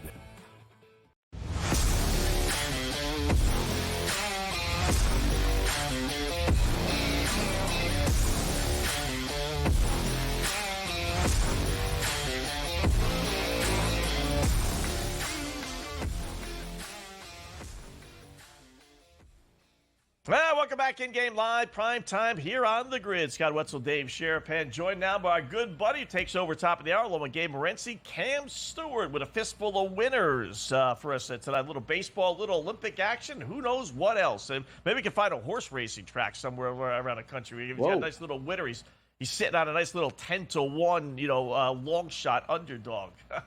What's going on, Cam? How are you on this Wednesday evening? You guys got me? Are we okay now? Yes, sir. There we go. Oh, Okay, yeah. little, what do we got? Andy Audio here. Anyway, we're back. Wetzel, I don't know what happened last night, but that dark cloud is a very, very dangerous piece of precipitation. Man. I got to tell you, man, this is it actually should be tornado warning instead of like dark cloud. It's way more than a dark cloud. Can't believe we actually cut the White Sox last night. I don't even want to know what. Actually, Dave, I want to know. I want to know because I love this man. Wetzel, you're unbelievable. You're unbelievable. Well, I can plow. You guys want me to plow through the golf, or can I talk about Wetzel as he is the weatherman? So what do you think, Dave? Golf first, you better do the golf first. Yeah, I don't want to get in trouble. I got a lot of. I don't need any guff from anybody. So let's go to the golf. No. We got the Wyndham Championship from North Carolina here. Beautiful thing, Dave. Scotty Scheffler's not around to take my money. As we say, it seems like the same speech every week. Just put me on a loop. But we have a beautiful chance for a lot of guys to win. People have won this tournament at 60-1, 80-1. Lucas Glover, the defending champion, who I talked to Joe Ranieri earlier. He's a big fan. Let's do this thing right now. Brian Harman is the perfect game for a track that's just over 7,000 yards. What do we need to do here? All we have to do is avoid trees, avoid rough, and keep it in play. And the guy with the hottest putter is going to win. That's perfect. So Harman, the Georgia Bulldog, 32-1. Ashkay Batea is a young and upcoming star. A lot of guys in the golf world love him. It is a popular pick this week. Carver liked him too, and Carver is a hotter golfer capper than me. I like the fact that he's on him at 35-1. Wetzel, when the weather clouds come in, what do we call it, the dark cloud? What do you need? Thompson's water seal for your deck. It's a great product, 35-1 with Davis Thompson, who's already won. Yes, Thompson's water seal. I actually thought this guy would be about 25-1. Already won this year, lots of top tens. Ryan Ginger, one of Wetzel's favorite drinks when he comes in the money when he hits that 20-1 parlay. Aaron Rye at 40. Eric Cole. It's my guilty pleasure, Scott. I'm betting him until he wins a golf tournament. It's pretty simple. I'm in now. It's like marriage. It's like I'm in for life. You know what I mean? Let's do the best we can. 70-1, please, Eric Cole. Can we work on this relationship? And at 100-1, Andrew Novak. Let's get it done, guys. Got a lot of picks. Sunjay Im is one of the chalk this week, so we're going to go with top 10 for him. A lot of people in the golf world love him. Brady Cannon, a man I respect. You'll catch him at the top of the hour with me and Morency. Siwoo Kim is one of his picks, and I like Siwoo Kim also, but I'm going to do the safer route for a top 20 to plus money in this tournament. Plus 125 for a guy that a lot of people like in this tournament. Christian Bezuidenhout, plus 175 I think we got here. The tight hitting South African. This is a perfect course for him. And other guys, Ashke Batea is my top bet for a top 20. We got top 40s. Wetzel, the old guys can get it around here, like me, you, and Dave. I know a lot of young guys are here, but this course is very, very short, so that brings in guys like Kuchar. And I like Moops, our old buddy Ryan Moore, for a top 40 performance this week, over plus 210. And Mac Mesner, watch out for the young players. This is a very important time of the year, guys. Guys need to get paychecks, get to the FedEx Cup playoffs, keep winning more money, and try to get into the Tour Championship, which is the top 30 guys in the money list. So that's the Wyndham Championship. Last night, guys, a little sprinkle. Me and Gabe talked about it with the girl. We'll talk about Celine Boucher later. She's leading. We got her 10-1 first round leader in the ladies. But here we go, Wetzel. This is what you're all about. Quick cash. Batea, 50-1. Cam Davis, 55-1. A notorious hot starter, Keegan Bradley, at 66-1. I'm all in with Old Man Cole this week at 7-1, even though he's young. No, Andrew Novak is a great first-round leader. And this one's for my boy Carver. Matt Neesmith, if people aren't paying attention, he's been in the top 10 the last couple tournaments, comes out of the gate hot at 125-1. $10 will get you $1,250, Scott. That's a lot of New Balance, buddy. You can go buy out the store. There we go. What do you got for me tonight, Wetzel? I can't wait to hear the prognostications and the weather forecast. We got to get the Black Cloud play of the night graphic up. So here it is. Vincenzo, Matty G. Because last night we took down the Oakland A's. You told everybody maybe take the White Sox tonight. So instead, you saw the total in the game, Cam. It's 6. And Wetzel said, "Look, yeah, look what he did here, boys. Let's show Cam what he did. Over 2.5 runs for the Tigers against Kirby. You know what? Wetzel's onto something. I'm actually going to take the Tigers with Kirby at plus money. I wish Scott is best with his Black Cloud prediction of the night. We were on different sides last night, but tonight, Scott, we're weathermen working at the same network. I agree. I think the Tigers are a live dog, and I think they can get 3. Going to come back with the Dodgers. We were on the Phillies last night. I think they get it done as a small favorite. That's what I like at the end. Dave, and I got to be honest with you, every time you wore gear, it used to really scare me, but you wore Oakland yesterday, and I'm on Kansas City tonight. Keep it rolling, because whatever you're doing, I need it to continue big time. The Royals were down 4-2, but they've exploded for some runs. Lots of overs in these American League games late at night tonight. Guys, you saw Baltimore and Toronto got over the number as well. Runs galore. Yeah, we're trying to flip it a little bit. We were on an 8-0 run, and then I wore the Kansas City stuff Monday with Kaufman, and he accused me of trying to get him upset, and I wasn't trying to get him upset.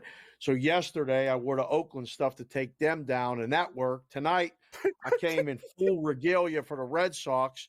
Yeah. Maybe we could go 3 for 3 in a row. That wouldn't be a bad move. Cam, is there any chance of an Olympic basketball upset? No. Not with America. I know Canada lost to France, so are you still involved in the Olympic basketball, or are you out? Definitely involved. I actually like Germany against France. I know France played really well against Canada, but I think the Germans are a better team. We'll see. France is getting momentum right now. I'm not sure what to do against. I think the USA beat Serbia, but I think that's a very, very good line. Don't you guys think that's a good line too? I know they've been blowing people out, and they're going to see a lot of money. Dave, you don't want to bet against your home country, but you know what? Canada didn't do me any favors against France in the parlays that I laid them. But I got to believe this game versus Serbia is a little bit tighter. I think USA will win right around the number. I lean dog. I haven't bet it yet because I got too much Olympic golf going with the ladies and other things, and now the Wyndham. But I would probably take the dog, and I would take Serbia plus the points, and I would take Germany. I think Germany is very, very dangerous. I think they can actually give USA problems if they make it to the final. Germany's a damn good basketball team. How about the total for USA? 187.5. I mean, we haven't had a game, be that's kind of low for a USA basketball game. Are they expected really, finally playing a little defense here? Because otherwise, that'd be all over the over, right?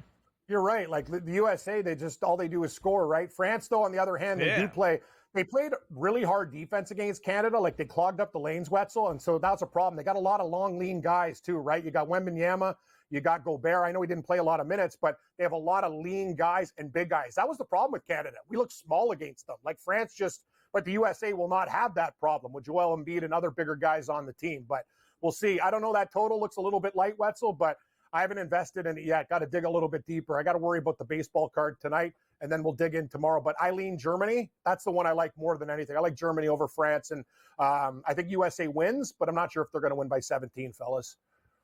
Cam, about a minute left here. Preseason NFL week 1 starts tomorrow.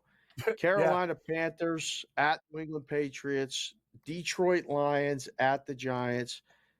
One game has an interesting storyline. One game does not. I mean, it's Giants and Lions. It's getting in fights. It's mixed practices. How involved do you get in week 1 NFL preseason? I'll bet it, but I'm not. It's just smaller units, more for fun. I want to feel it out, but I do like the Giants in this spot. I think the preseason means a lot more to them than Detroit. I think Detroit has big, the big pitchers winning the Super Bowl. I actually bet them to win the Super Bowl. I must be insane. At, what was it, 14-1? I think I took the Detroit Lions. I really like them this year. As for the other game, I don't care if it's the preseason. I don't care if it's me, Wetzel, with one leg and a pair of old New Balance playing for Carolina. I don't give a rat's ass. If you're giving me 7 points, I'm taking it in a preseason game. I think it's ridiculous. If the Patriots beat us by 7 or more, God love them. But I'm on the dog. There you go. All right, Cam Stewart, top of the hour with Gabe Love you Morency. guys. Cam, great job. I appreciate it, man. We'll do it again next week. Thanks.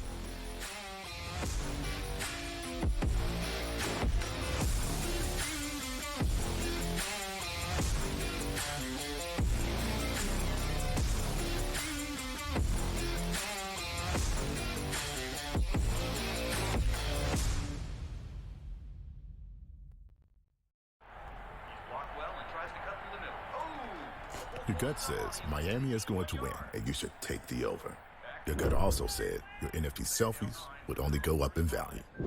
They didn't. But your head is on SportsGrid and knows the QB is in concussion protocol. The backup has a 45 QBR against the zone coverage. The New York D has the most sacks in the league. So yeah, trust your head. It's smarter to be on SportsGrid. There is going to be an energy to game time decisions that you will feel night in and night out. We're going to go through every single thing, and I've got a great team behind me that's going to help me get the job done. I want this to be the place that people come to. We are going to hit every single one of those markets that you need to know about. There is not going to be a better place, I promise you, than Game Time Decisions. We will have everything at our disposal, and we will use that to our advantage. I'm Kevin Walsh. Tune into Game Time Decisions from 6 to 8 p.m. Eastern on SportsGrid.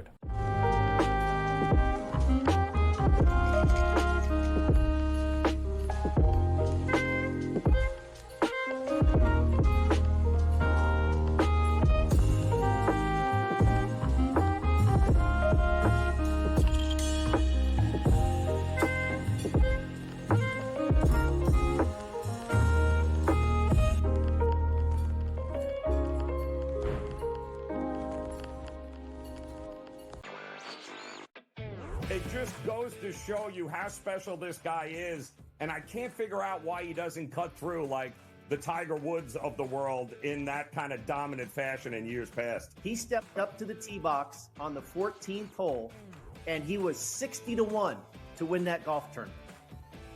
He was trailing by 6 shots, and he comes out on top. Newswire, only on SportsGrid.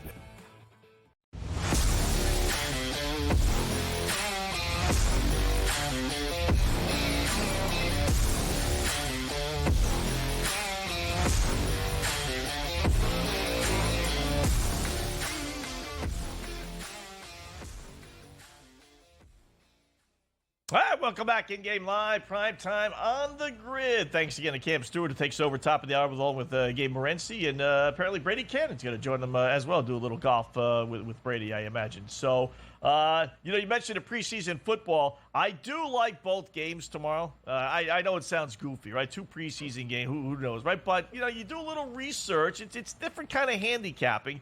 So the Detroit Lions, Dave, getting 3.5 against the Giants, they're playing nobody.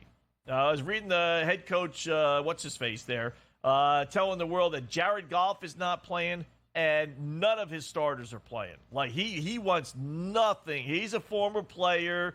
He wants nothing to do with these preseason games, and he's not going to play anybody, he said. So Giants aren't going to start Danny Nichols, but they got Drew Lock, and they got, Tommy DeVito, who, won some games last year. So I think big edge to the Giants. I'm telling you right now, that line's 3.5 as we sit here at 45 past the hour. I bet you that thing goes up to 4.5, 5 when the wise guys say, okay, time to bet. Really? Yeah. You're now predicting line movement on top of plays. Winning. Okay. Yes. Wow. We do it all. I'm impressed. I know the mindset. I don't know if, the preseason games. Oh, no. Home run San Diego. The lead. Home run San Diego. 6-6. Hopefully it was a top of the solo ninth. shot at least. Yeah, Bednar, Jackson Merrill, gone. He almost hit it into the river. 6-6. The Padres are like the Diamondbacks right now. They just won't go away. Can't put these teams away. Pirates keep. Oh man, I hope we can get out of this inning now. I said we, meaning the Pirates. The preseason means more to those teams that have a lot of guys competing for jobs or guys coming back from injury. I'm good with letting Daniel Jones play. I would rather he did get the reps now in preseason. A veteran team with high expectations like the Lions are going to just get us to the regular season. We don't need to play in the preseason. We don't need to do anything. So I see your point. All of that being said, I don't know if I definitely maybe would you feel better about money line? What if this falls 3? The total's only 35. I hate laying 3 in a low total. I'd buy the hook. Buy the hook if you have to. But it's Nate Sudfeld. How is this dude still in the league? He wasn't even any good at Indiana, let alone the NFL. He must have naked pictures on somebody. Nate Sudfeld and Hendon Hooker. Drew Lock's not the greatest thing in the world, but at least it's Drew Lock, and I got, the local hero, Tommy DeVito. I think big edge to the Giants.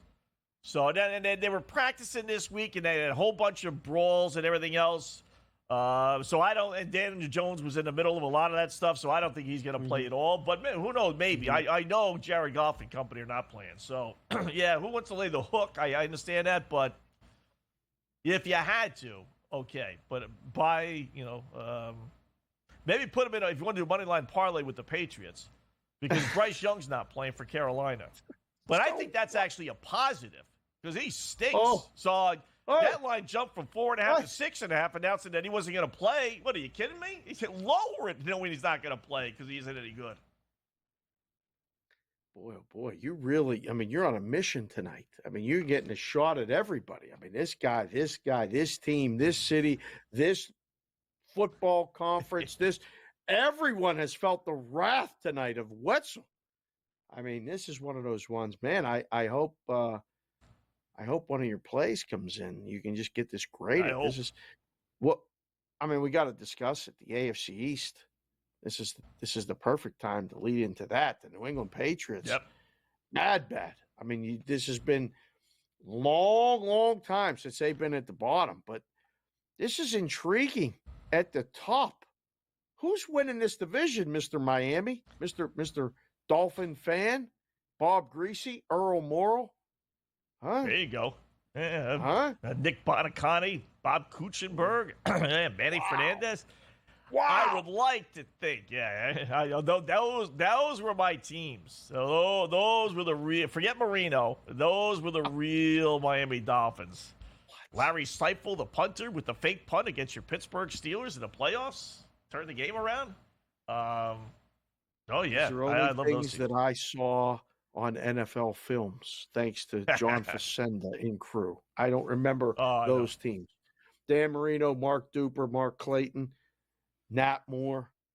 I don't know who the running back of the team was. Can't remember. They didn't really run the ball very much. They basically ran a run and shoot. You know. Yeah. So you like Dolphin season wins over? I do like their over. I do think they get to 10 wins. I don't think they win the division though. They haven't won the division in like almost 20 years. You know, why should this year be any different? I know Buffalo thinks that Bills have come back to the pack here a little bit, and they maybe have, but until they lose, until my Dolphins find a way to beat a good team.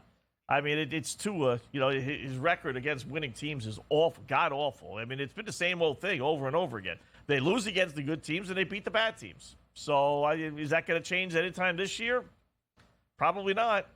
So give me Buffalo to win that division. Can we agree that it's not the Jets? Is that yes. fair to say? Like, please. Yeah. I'm not ready for that. I'm really not. When you look at the Jets schedule, I mean, it could go either way.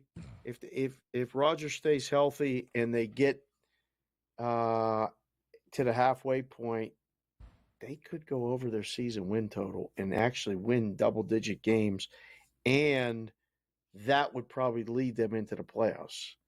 At the same time, if he doesn't play all the games, they could go way under 9.5 and finish with like 6 or 7 wins. A lot of volatility with the Jets. A lot. Yeah. Tyrod Taylor's not going to lead them to 10 wins, So you're betting on Aaron Rodgers staying healthy and being good. It's been 2 seasons. One last year. It ended last year in Green Bay. He wasn't very good. So to think all of a sudden he's going to be great. Yeah, I'm leaning towards Jets under. I really am. All right, more coming up. In-game live prime time.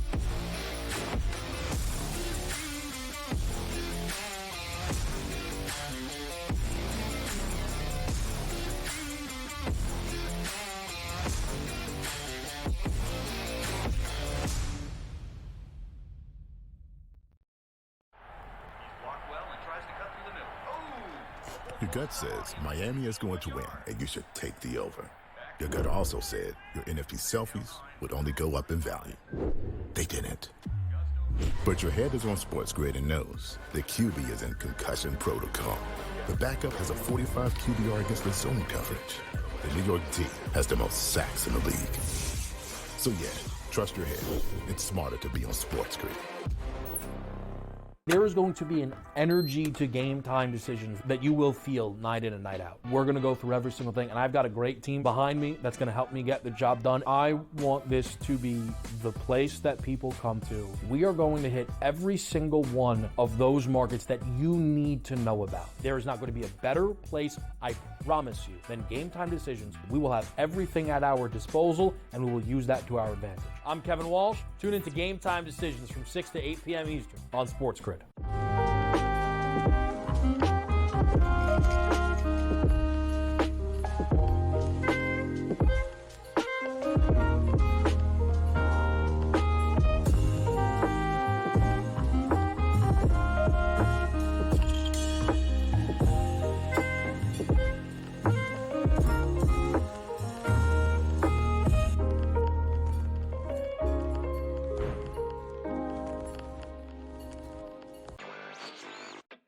It just goes to show you how special this guy is, and I can't figure out why he doesn't cut through like the Tiger Woods of the world in that kind of dominant fashion in years past. He stepped up to the tee box on the 14th hole, and he was 60-1 to win that golf tournament. He was trailing by 6 shots, and he comes out on top. Newswire, only on SportsGrid.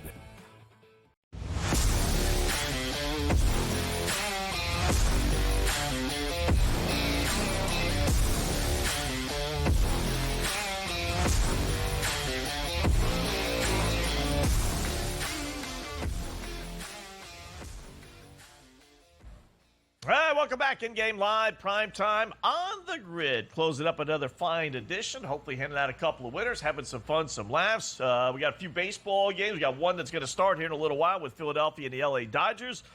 We got your Pirates getting out of the top of the ninth. They blew the 6-5 lead, but at least they got to the bottom of the ninth inning, tied at 6 against the Padres. Hopefully minus 186 favorites. Ooh, I don't know if I would do that.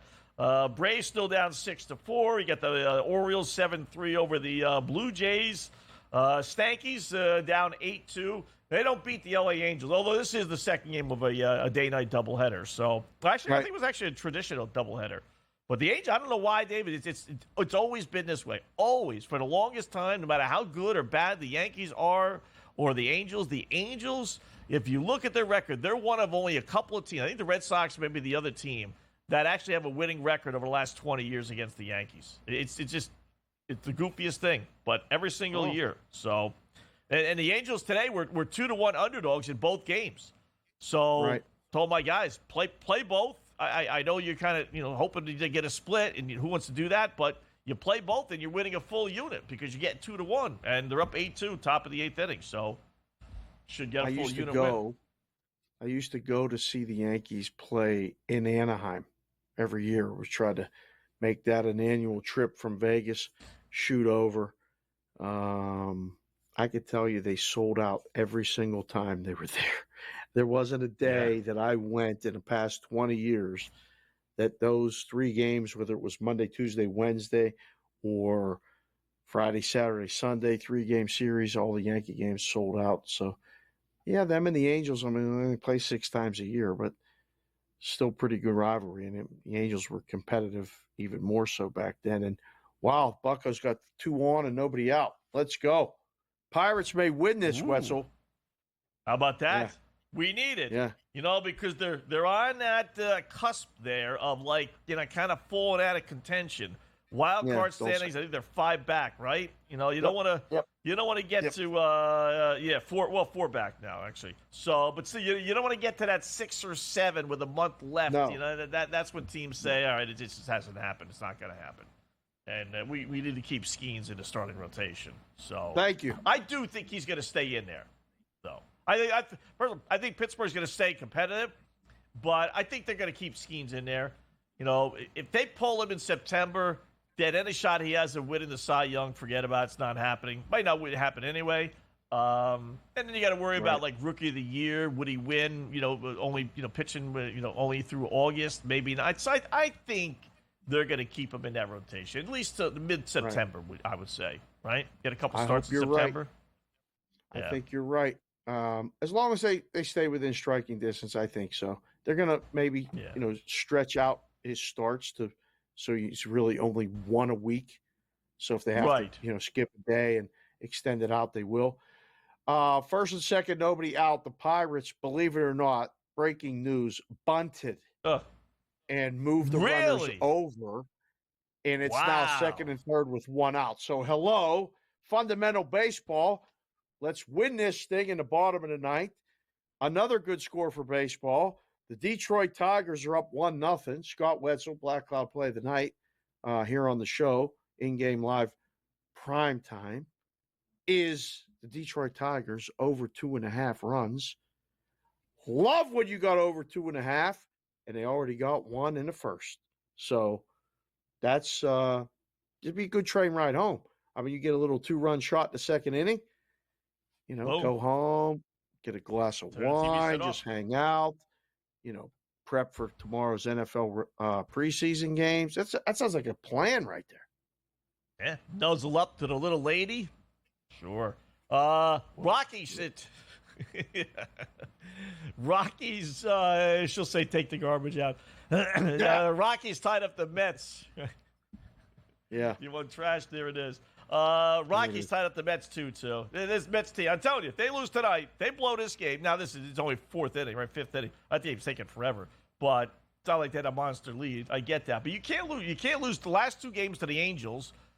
Beat the Cardinals in that 1-game goofy series, and then follow up with 2 straight losses in Colorado. If you want to make the playoffs, you just can't do that. Simple as that. So it happens. It's baseball. It doesn't always just go that way. The Padres walked the batter to load the bases. So bases loaded, 1 out in Pittsburgh, and we'll see if they can play to run. This is one of those ones that I think you have to have at this point, right? Suicide squeeze? Now suicide squeeze? There's a pitcher violation. He didn't throw a pitch, and they got a ball, and now there's going to be a riot. See you, boys. Nice.